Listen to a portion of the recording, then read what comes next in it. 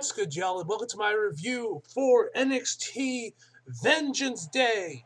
Just finished and just wrapped up, man, and I gotta say, this show was fantastic, man. Like, honestly, for the first, which you guys know, this is the first takeover slash NXT show we've had with a live audience, at least, fully consistently since Takeover Portland, which is over 1,000 days ago, as I mentioned. Now, yes, there was also Stand Deliver last year, which was in front of a live audience before they went back over to, the PC and, keep doing the pay-per-views from there, but it's been confirmed NXT is going back on the road fully for the takeovers, or I guess I should just say the pay-per-views now because they're not called takeovers anymore, and they definitely shouldn't be called takeovers because they're not takeovers. But regardless of such, man, this show was fucking amazing. Like, the NXT definitely had to come out with a show with a bang, considering this is the first time we've gotten them in front of a live crowd in so long, and it is confirmed that they're done with the PC shows, and they're going to be sticking over to, going back on the road again fully for the pay-per-views since Takeover Portland. They delivered this come out with a bang, and they stand and they delivered. Yeah, there's your pun. Anyway, man, this show was amazing, man. All the matches were phenomenal. I think in terms of just straight consistency, this might be my favorite NXT we've gotten since the rebrand. I'm sure there's probably other shows I might have thought I liked a little bit more, but I think this is probably one of the most consistent shows on there, and all the matches were fantastic, man. All of them were great in their own ways, man, but definitely the North American Championship match was definitely the match of the night. That match was absolutely fucking incredible, man. Loved that match. That match was insane, man. But the women's championship match was great. The men's, the tag match was great. Of course, the NXT Championship match was fantastic as well. Looks like they're teasing Carmelo Hayes versus Braun Breaker, which that is a very exciting to see. Hopefully, we'll see that stand. Looking, I wouldn't be surprised that's when Braun finally loses the title, gets called to the main roster, and we see Carmelo Hayes running NXT. We'll have to wait and see on that, guys. But yeah, without further ado, man, let's just jump right into the actual show. So first off was Dominik Dijakovic versus Wesley for the North American title, which I told you guys earlier on. This was easily the match on the card, and I dare say this was a takeover quality match, man. First and foremost, we got to talk about Wesley, man. I think I am not the only person, and I think most of y'all would agree with me, that thought once his partner in MSK got fired from WWE, that Wesley was dead in the water. He was a dead man walking, and he was only going to be on NXT for a few weeks, or maybe even a month, or a couple months before he eventually got released, because, the whole thing was MSK. I don't think you could really split them off. But I think, to the shock of us all, Wesley has really come into his own, and I think has become a really great singles wrestler. I still do hope that eventually we do see MSK make a return. They bring back as a tag team partner. I don't know, maybe once he leaves, once he loses the title, or maybe once he gets called to the main roster, that's when they bring back MSK, because MSK was a fantastic tag team, man, and I would love to see him be brought back, maybe on the main roster, add some more life to the tag division. Maybe we see him back in NXT. Either way, man, I hope we do still see MSK, but man, Wesley has done an amazing job as a singles guy, and this match crowd, which I guess makes sense because both these guys are like the last remnants of Black and Gold NXT that are still on NXT, man. They're like the last remnants of it. But anyway, so first and foremost, I got to top this real quick. We all know that Ricochet is probably the best seller in the company right now. If not him, Dolph Ziggler. We all know how well Ricochet can sell. But, bro, I think Wesley gave Ricochet a run for his money in this match. My God, this man sold his ass off, man. Like, this man was selling all of Diamond and Dijako's moves. There was a part where Dominik Dijakovic just straight up yeets him out of the ring, man. That looked pretty nasty. There was another time when he took this big boot and he sold it like fucking death, man. It looked absolutely insane. But there were a lot of crazy spots in this match, man. As you guys know, Dominik Dijakovic somehow, dislocated one of his fingers, or damn near broke one of his fingers some way mid-part through the match. I don't know when it was. I didn't see the replay. It wasn't until after the show I saw it on Twitter that I found out his finger was broken and that he was wrestling a majority of this match with a busted up finger. So shout out to him, man. But please keep telling me wrestling is fake. Which, funny story, actually. This really irked me, man. So... fuck it, I'll tell the story, man. So, a while ago, back when I was during winter break, I was watching Chainsaw Man. And this is like right after my dad told us, I found my dad signed up to Peacock, and I told him, like, give me the password, everything, so I can set up my account for, rewatching WWE shows. And I was watching Chainsaw Man, was getting caught up on the dub, man. Episode 9 happened. If you guys follow me on Twitter, you guys probably saw the reaction clips when that episode aired. I lost my shit, man, at that episode. But my dad thought I was still watching wrestling. He's like, oh, why do you get so invested? You know it's fake, right? And I'm like, bro, I'm gonna tell you, I was like seething right now. I wanted to clap back so hard on it, but I ended up holding my tongue. In fact, actually, because I'm petty and fuck him, I actually sent my dad the screenshot of it and did the whole, wrestling is fake, right? I texted that to him. Haven't got a reply back yet. We'll have to wait and see. It is like 9. It's like 10 o'clock right now, so we'll have to wait and see on that. I don't know. I'll find out what his response is in the morning, I guess. But yeah, I just had to text him that, man, because that shit irks me to no end, man. You want to instantly piss me off. You want to instantly get on my bags. Like, tell me pro wrestling is fake, man. That shit irks me to absolutely no end, man. But anyway, many rants aside about my dad disrespecting pro wrestling. So yeah, you had that with that. So shout out to Dominic Dijakovic. There was a lot of crease spots in this match where you had where you had Dominic Dijakovic and Wesley on the apron, and Wesley did the whole lifting him over on thing and landing on the apron. But Dominic Dijakovic didn't end up landing flush on the apron, which you guys know is a hard part on his back. The dude landed it looked like either on his hand or maybe even on his ribs, man. Whatever the case may be, he did not land flush onto the apron. So that had to have sucked, especially if it hit his ribs, bro. Oh, Lord have mercy, that had to hurt, man. That had to hurt. There looked to be a couple botches in the match. One that was a definite botch, and one that I think might have been a botch that Wesley might have managed to make it work anyway. One of them was when Dominic Dijakovic was throwing him, doing the Irish whip onto one of the corners. Wesley jumps on one on the turnbuckles, and it looked like he might have wanted to do a thing where he jumps from one to another, maybe doesn't move, or he could have just wanted to just jump there to stop himself. I couldn't tell for sure. That's why I say that one might have been a botch, and that Wesley managed to make it look okay. But there was one where Wesley goes to bounce off the second rope, but he didn't quite get his footing on it originally, so he kind of had to readjust himself before he jumped and did the spot where he gets into I believe it was a choke slam by Dominic Dijakovic. That one was a definite botch where he was kind of struggling to get his footing a little bit there. There was another spot where Dominic Dijakovic was up on the second rope and he put Wesley up in a powerbomb position. He lifts him up when he's on the second rope and goes for it, but then Wesley counters it into a Hurricane Rana. That looked pretty cool, although it looks like that Wesley just barely managed to get him away from his neck, man. It almost looked like he almost damn near landed on his neck a little bit. Pretty little iffy there, but looked pretty good. Didn't seem like he got injured. I think at least that's how it looked, man. It looked like he might have almost landed on his neck a little bit from the Hurricane Rana. He also hit a reverse Rana on Dominic Dijakovic. Those look pretty cool. Not the smoothest reverse one I've ever seen, but given their size, there was no surprise there, man. That spot looked pretty good. You also had them. This I thought was pretty cool, where Dominic Dijakovic brings it back to Takeover Portland, where he puts Wesley in one of the chairs, man.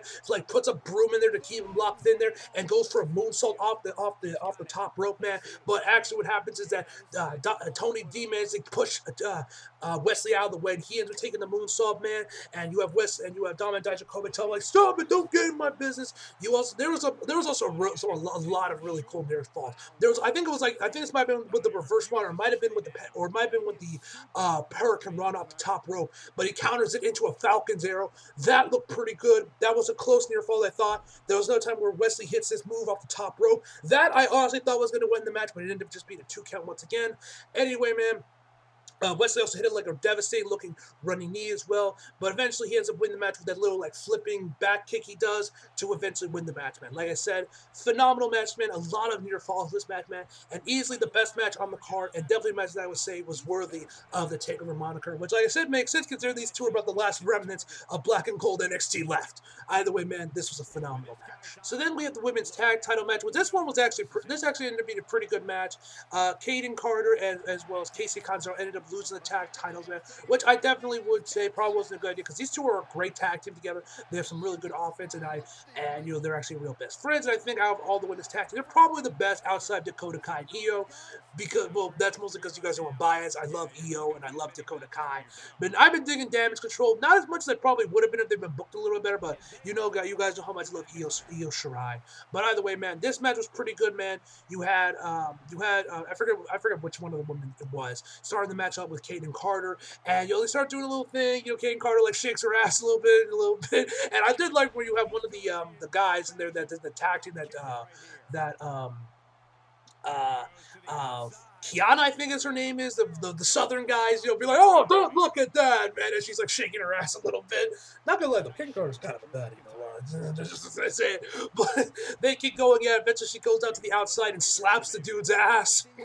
Yeah, nothing like no women's tag title match is complete without a little sexual harassment thrown in there. Listen, man, you know that if the roles were reversed, there would have been a SWAT team on his ass, man. I'm just saying. Either way, man, that was pretty funny. They keep going eventually. I did like the descent going on between Fallon Henley and Kiana James. There's some definitely disconnect there. Where I believe it was Fallon is her name, the one that's the kind that was the heel that she was beefing with. I'm sorry, I forget these two chicks' names. Forgive me, guys. But they were going there where like she was kind of cheating and she was like grabbing on, I believe it was Caden's hair, and she told him like let go of the hair. She tries to go for the double team, but then she lets go of the hair, but ends up just like letting go of her completely, and there's a little bit more disconnect from there as match continues on. There's a really cool spot where Casey Catanzaro like jumped over the top rope and used Kate and Carter as sort of like a spring to like bounce herself back up there for like a Hurricane Rana, man. That spot looked pretty cool, man. But eventually Fallon Henley and Kiana James would win the match with, I believe it was Fallon, whoever was the one in the green, actually holding down on Kiana's legs, it might have been Kiana, or Kaden, excuse me, Caden's legs to get the 1, 2, 3, and then to become the new women's tag title. Now, we know throughout the match she said she wanted to do this, and this is also mentioned on commentary as well, that they didn't want to cheat, she wanted to win this match fair and square, not cut corners, which the other chick wanted to do. So I'm very curious to know what's going to happen with that now that, of course, what happened in the match and how it was kind of a fun finish. Does this mean there's going to be more dissent between these two? Because it doesn't seem like she ever found out what happened in the match when the show was airing. I'm sure by NXT, she would have seen the footage and would have known what actually happened and realized that they cheated to win the titles. So I'm curious if that means that, if they're going to break the tag team up again, maybe that's more dissension, maybe she just ends up releasing the tag titles, doesn't want them anymore, relinquishes, that's the word I was looking for, relinquish the tag titles because she wants to win fairly.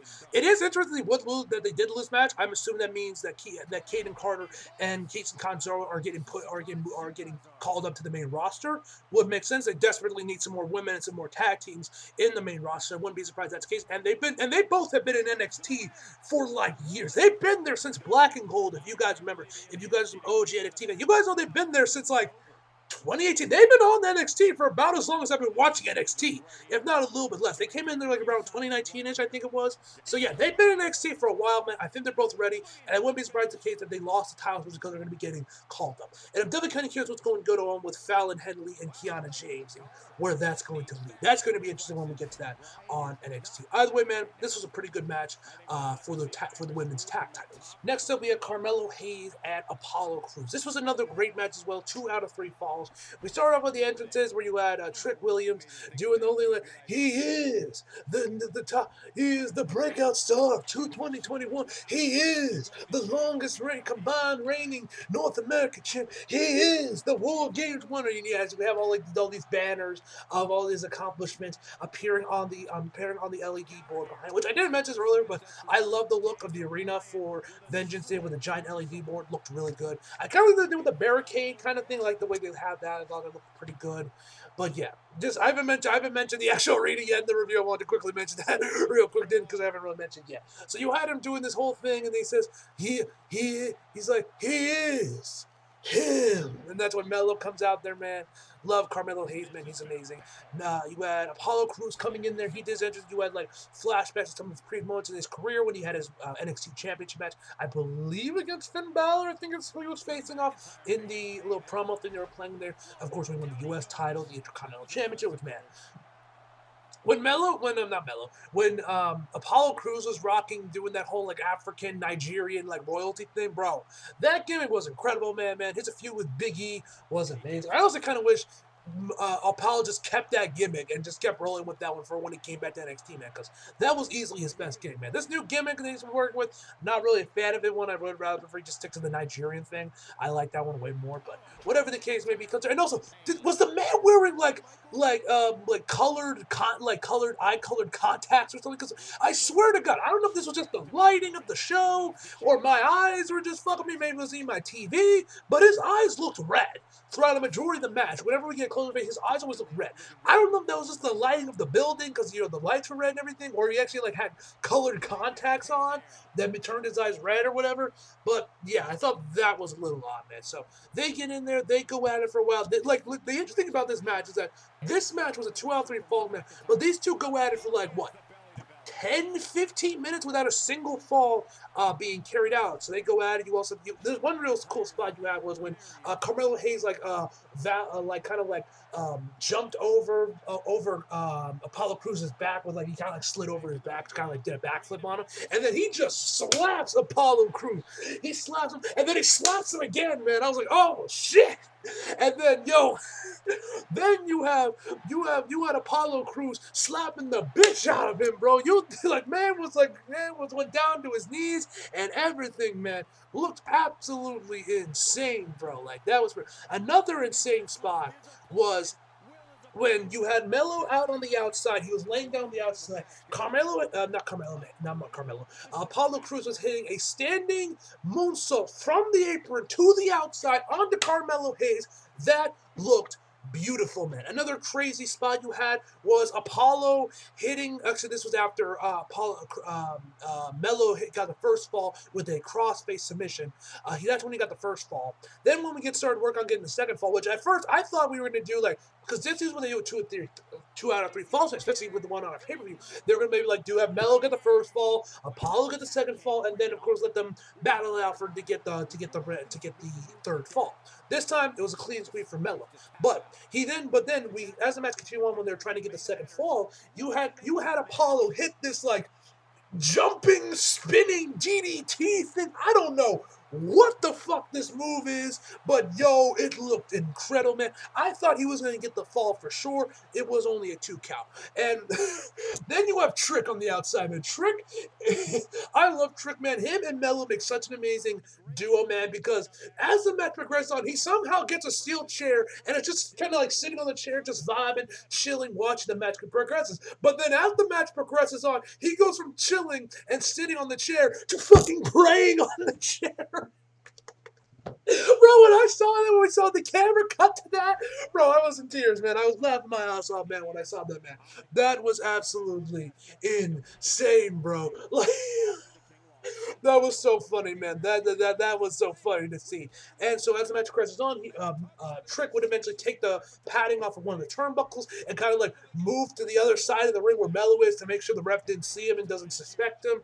And that's when Melo notices the exposed turnbuckle, and he's like, yeah. So they go at it, man. But I believe what happened was that Melo went for an Irish whip, but Apollo countered it, and Melo actually ended up hitting his back on the exposed turnbuckle. I thought this is when he was going to get the second fall. Once again, I didn't think they were going to do a sweep for Melo, although I'm kind of glad they did, man, because we never usually see it much. And I think that shows how much, and I think it does a really good job putting Melo over well, and especially for building him up for the NXT Championship match. Most likely it's Stand and Deliver, which is when we're probably going to get that match. I think it does a lot to really enhance his character and make him look strong going into that match.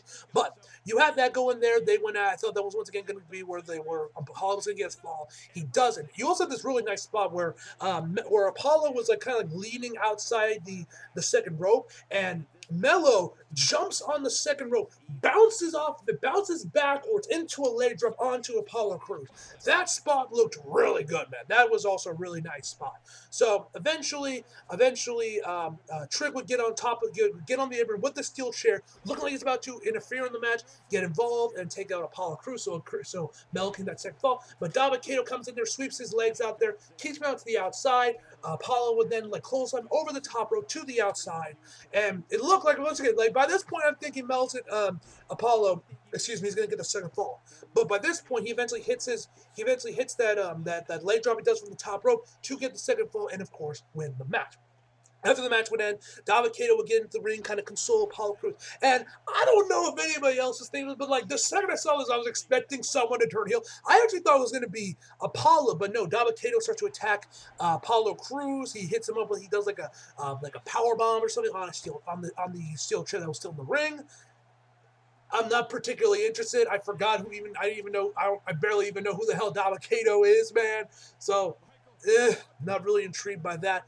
Then we had the tag title match between Gallius, Chase U, The New Day, and Pretty Deadly, man. This match was awesome, man. I absolutely loved this match, man. This match was a batshit insanity, and I'm pretty sure midway through they just stopped giving a shit about who the legal man was, because half the time I didn't even see tags when we see other people in the ring, man. So I'm pretty sure they just stopped giving a shit about tags midway through.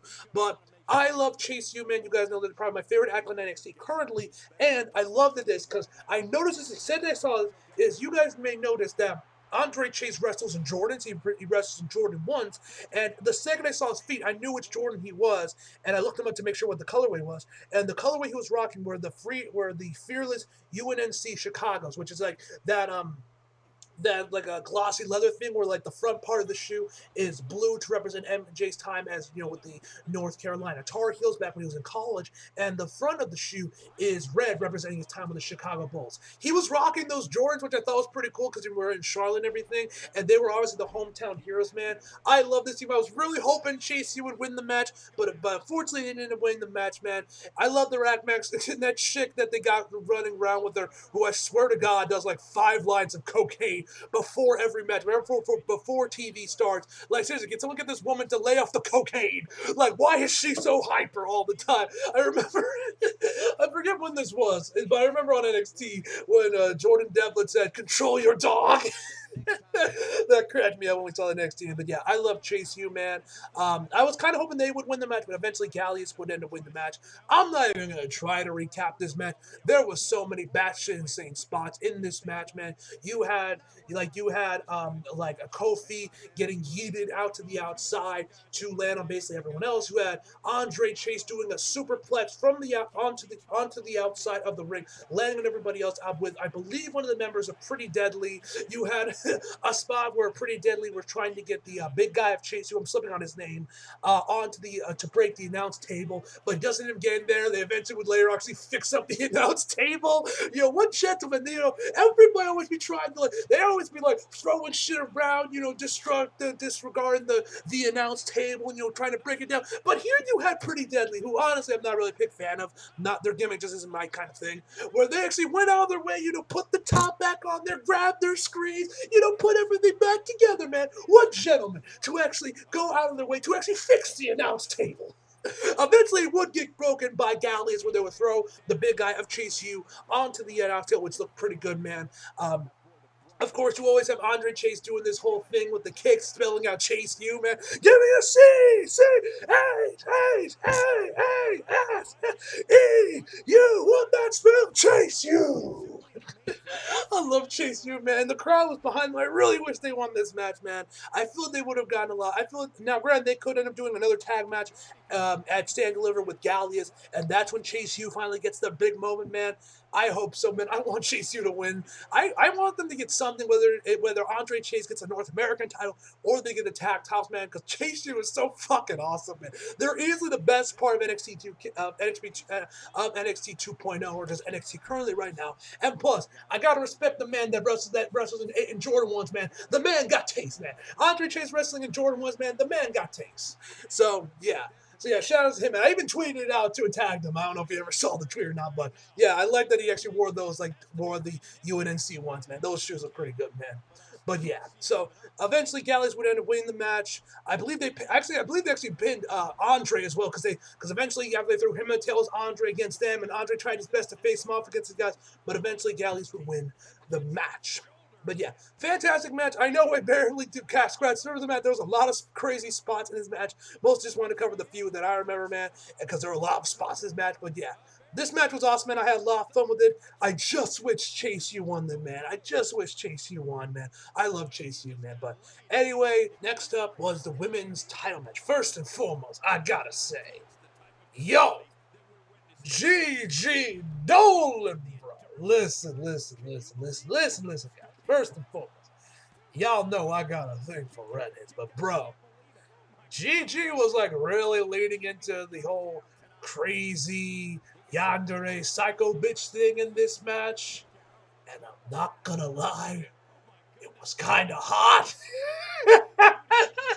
Listen, man. As the great Chicagoan philosopher CM Punk once said, bro, I dig crazy chicks, bro. Listen, I thought it was hot, man. You know, and she's a redhead, so I mean, you know what I'm saying? Like she was like moving her hands through her hair, man, flicking her hair for whatever reason, just looking real crazy. Not gonna lie, like I said, it looked kind of hot. But hey, I got something to say. Roxanne Perez, bro, she a baddie too, bro. Roxanne looked really good. I dug her out, and the arm thing she was wearing looked ridiculous. Thankfully, she got rid of them like midway through the match, which made her ring gear look a lot better. Those like fluffy arrow things she wore just looked ridiculous to me, man. Don't know why she thought those were a good idea, but they just look ridiculous to me. But yeah, so sorry, had to get that out there, man. Gotta get my sipping out real quick before we discuss the actual match. But yeah, not gonna lie, like I said, but yeah, Roxanne was a baddie, man, and you know, Gigi was pretty hot in this match, man. JC Jane, she ain't my type. I'm sorry, which I was just about the crowd, man. Everyone was either cheering for Roxy or Gigi. Nobody gave a shit about JC Jane, man. There were cheers of like, "Let's go Roxy, let's go Gigi," or was it like I feel it was like, "Let's go Gigi, Gigi sucks" going on. Like nobody gave a shit about Gigi. There were no chants for her, at least that I heard, man, or remember that. But anyway, this match is obviously built as like a 2-on-1 handicap sort of thing between Toxic Attraction and Roxanne Perez. Then we saw some dissension going on there. Where it looks like Gigi and JC Jane were at each other's throat, but then it was revealed they were always a team together. So that was kind of the whole thing of like how much of this would go as a 2-on-1 handicap match before going into a full-on triple threat. So that's how the match began, was as a 2-on-1 handicap match. JC Jane and Gigi going after Roxanne. They were going, but eventually, there would be some dissension going on there, and then Roxanne, where like Gigi would like when Roxanne where JCJ went for a pin, or not Roxanne, Gigi pulled her out of the ring, or like whenever Gigi pulled Gigi pulled JCJ. I don't know why I keep getting all their names messed up, out of the ring, and she's like, "Look, we need to work together. Help me!" And extended her hand up for a handshake. JC took the handshake, man. But then, if you go pay to the back, you can see Roxanne coming right towards them and going for a baseball slide. But Gigi pushed, or rather, I should say, pulled JC right in the way of the attack. I mean, she got hit while Gigi was standing by the steps, laughing, smiling at the whole thing that her plan was going on. Eventually, we would get one-on-one matchups between JC and Roxanne and Gigi, and then eventually, Roxanne or Gigi and JCJ would start going at each other's throats. They were like slapping each other, headbutts were going down, man. There was also this one spot that was pretty funny where JC and Gigi were going at each other. JC got Gigi down to the ground and then just did the DX crotch chop. That got a pop out of me. That was pretty funny. They were eventually going out. You also had another spot where Gigi was already like sitting by one of the corners, and she put Roxanne up in a tree of well before JC went for a cannonball. That looked pretty cool, man. Eventually, you had them go out to the outside, where both the top tracks set up a table by one of the ring posts, and you had Roxanne hit a pop rocks on Gigi on the outside. Eventually, they were up on the top rope between Gigi and JC. They were going at, man. Gigi would eventually get up there, but Roxanne had to push her up there through the table. That was a pretty cool spot. And then Roxanne would hit a pops rocks off the top rope on JC Jane for the 1-2-3. Overall, a great match, man. Very enjoyable match. Seeing the dissension between Gigi and JC was pretty good. It looks like Toxic Attraction is like officially done now.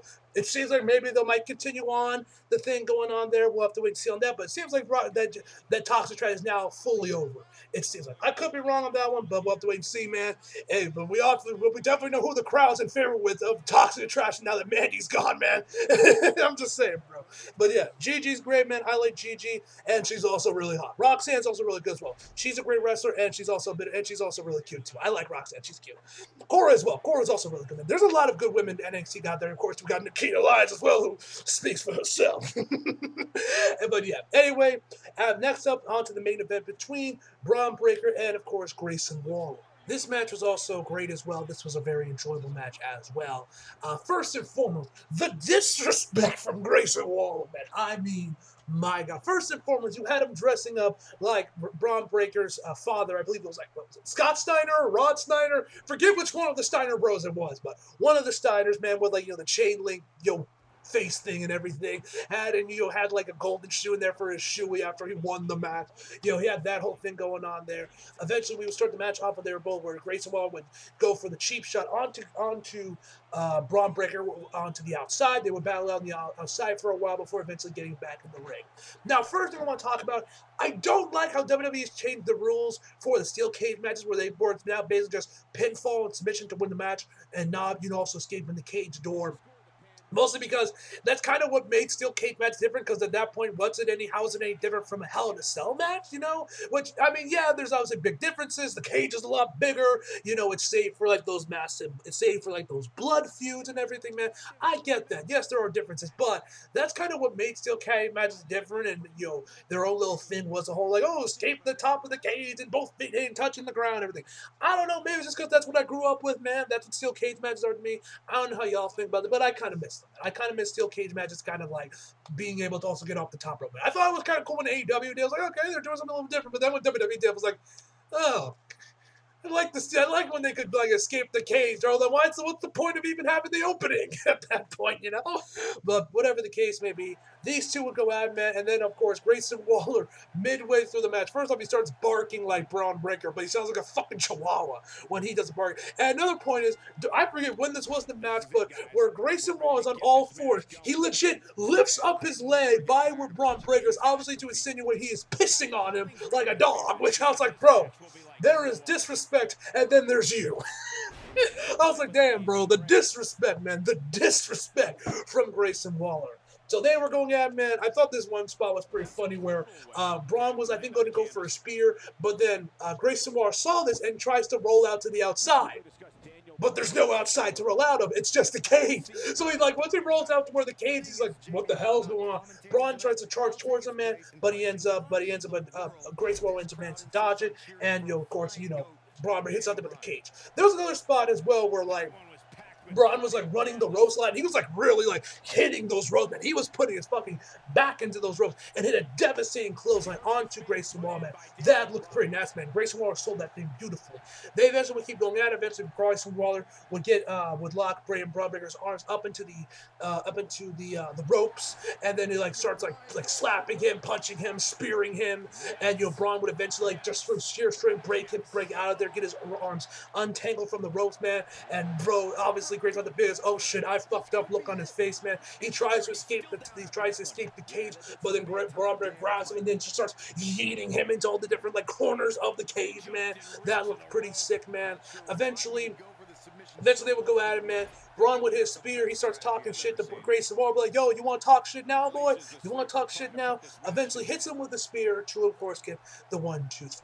Great match, man. Very enjoyable match, man. We end the show off with Grayson Waller. Oh, also, there was another spot I forgot to mention where Grayson Waller, after this point where Braun Breaker is on the out, it's like laying down on the ground, he climbs all the way up to the top of the cage, looking like he's going to go for a big move on top. But then Braun Breaker gets up there and he tries to escape the cage, but Braun stops and hits it. And while he's on the top rope and Grayson Waller is kind of laying on the top of the cage, hits a superplex from there all the way down to the ground, man. That looked pretty cool, man. That spot looked really good, man. But as I was saying, but as I was saying, the match would end where we saw Mello coming out, where Mello came out there looking over at Braun Breaker, obviously insinuating the next title match going on for Braun Breaker for Stand Deliver will be between Braun Breaker and of course Carmelo Hayes, which I'm looking very much forward to. I love these two guys, man, and that should be a fantastic match. Hopefully that's when Carmelo Hayes will win the championship match. And I think it's about time Braun Breaker gets up there and gets called to the main roster. I think he's ready for that, but we'll have to wait and see on that, ladies and gentlemen. I'm a little bit scared because I think once again, like last year, they're airing both Stand Deliver and WrestleMania Night 1 on the same day. So I have 2 pay-per-views I gotta watch. That means 2 reviews I gotta do, man. So yeah, not looking forward to that. I was kind of hoping that was only a 1-year thing, and next year I don't know, they would put Stand Deliver like the week before or something, man. Not put them right next to each other, but alas, that is not the case, and I have to do double reviews now on one day. So that should be fun. Yeah. Oh, God, help me. But anyway, guys, like I said before, this was a fantastic show, man. Loved almost all the matches on this card, man. Had a lot of fun with it, man. And definitely a great way to start off the NXT, going back on the road fully for the TakeOver show. Glad to see it back on the road once again, man. And yeah, overall, I'm going to give this show a 9 out of 10, guys. So hope you guys enjoyed the video. Like if you did, subscribe if you're new. Follow me on my social media if you feel like it. Links down in the description box below. And as always, come back for more. See you guys next time.